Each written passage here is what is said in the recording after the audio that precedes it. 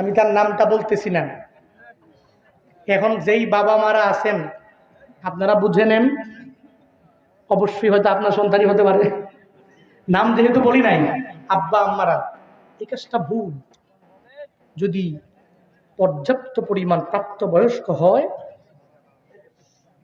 কামাই করার একটা সোর্স থাকে, খাত থাকে, ওই মা বোনেরা এই চিন্তা করেন না ছেলে বিয়া করলে উল্টা তার বউরে আমার খাওয়াইতে হবে, সে আমারে ভুইলা যাবে।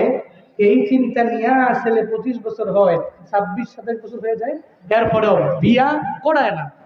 মনে রাখবেন, এই ছেলে প্রাপ্তবয়স্ক হওয়ার পরে ইচ্ছা করে এই চিন্তা নিয়ে যদি আপনি বিয়া না দেন, সে যত অন্যায় করবে, যত অপরাধ করবে, মনে রাখবেন একটা দায় ভার আপনার আমল নামায় আসবে।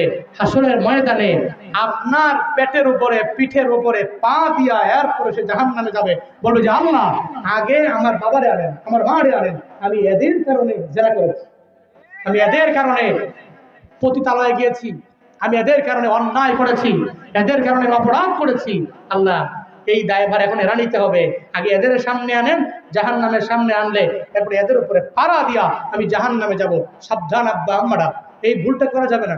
আমি আমার বিয়ের ব্যাপারে, আমার বাবা হচ্ছে এমন মানুষ, মানে প্রত্যেকটা ছেলের বেলায় উনি কতক্ষণে ঘরের মধ্যে বউ আনবে, কতক্ষণে আনবে, ওই ছেলেগুলারে খালি মুক্ত করতে পারলেই হইল, যাতে করে প্রাপ্তবয়স্ক হয়ে যাওয়ার পরে কোনো অন্যায় কাজে এরা পা না বাড়ায়। এ চিন্তা করে আমার বড় ভাই বিয়া করাইছে ওনারে 19 বছর বয়সে। কয় বছর? এরপর কইছে তুমি এবার পড়ো গা, তুমি পড়ো, তোমার বউ আছে, তুমি পড়বাও, বউরে সময় দিবা, অসুবিধা নাই, বাবার কিচ্ছু লাগবে না। মেজো ভাই সেম একই হালত, আমাকে একটু দেরি হইলেও কত পরিমাণে দেরি নয়। কিন্তু আমি আব্বা আমাদেরকে বলতে চাই, আপনার সন্তান প্রাপ্তবয়স্ক হয়েছে কি হয় নাই এটা আপনিই ভালো জানেন। আজকে থেকে নিয়ত করেন যে বাড়িতে যাওয়ার পরে এই ছেলে যদি ইনকাম সোর্স থাকে এবং সে যদি চায় যে সে বিয়ে করবে, এটা ভালো পাত্রী দেখে তাকে বিয়ে করাইয়া দেন। যুবকরা খুশি তো? খুশি তোমরা? এখানে আনমেরিড কারা কারা?